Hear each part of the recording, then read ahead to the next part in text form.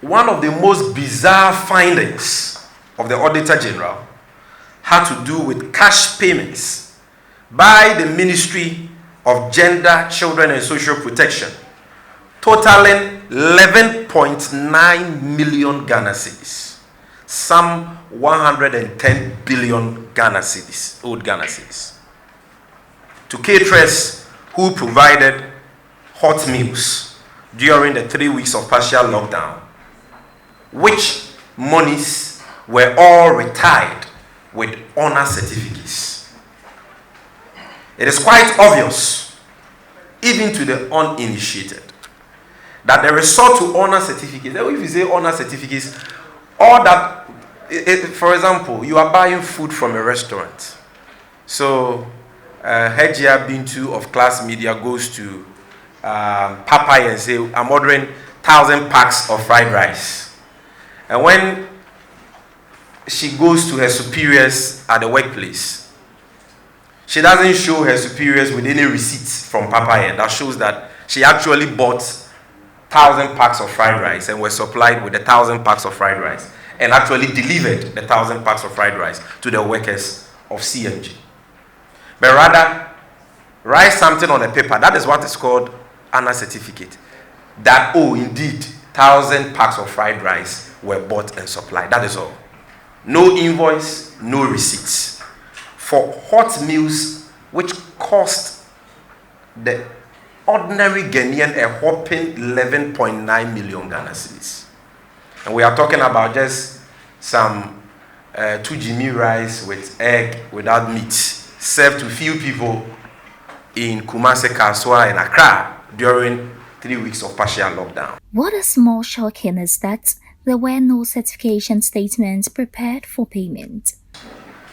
Even to the uninitiated, that they resort to honor certificates instead of hard evidence in the form of invoices and receipts to support these claims and payments was a well-calculated scheme to whitewash and cover up the inflated expenditure on hot meals by the Akufo-Addo Bawumia government, and has in fact deprived the nation of value for money in the said transactions. According to the Auditor General, his office could not authenticate the cash payments because they were supported with mere honor certificates and lacked internal checks, resulting in the possibility of payments being made to persons who may not have provided any service. And this is coming from the Auditor General, not Lawyer Gyamfi or the NDC.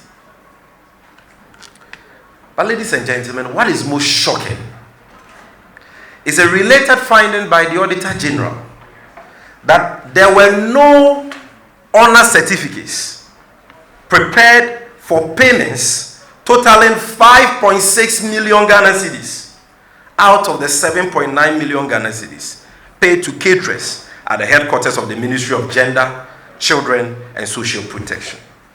This is a clear case of broad daylight thievery, if not robbery, which must not go unpunished.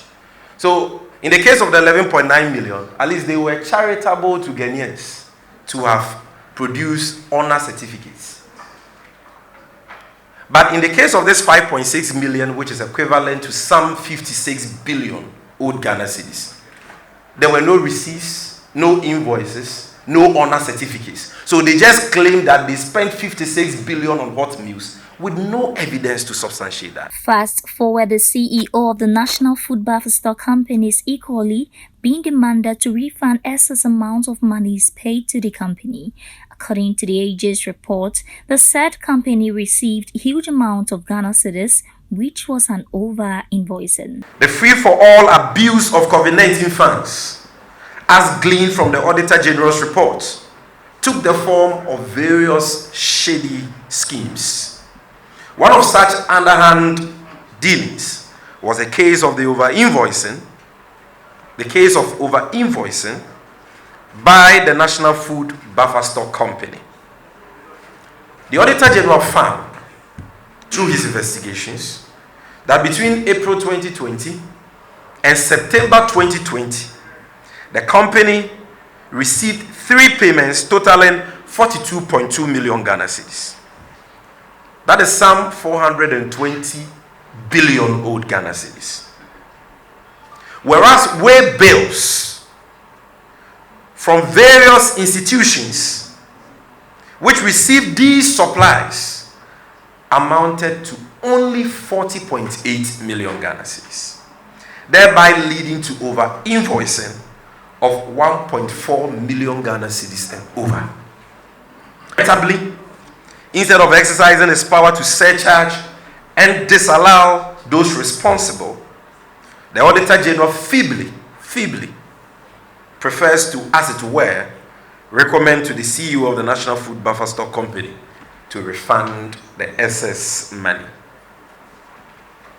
This we find very objectionable. We hereby serve notice to the CEO of the Buffer Stock Company to, in his own interest, refund the said funds immediately or consider himself a candidate for prosecution when power changes hands.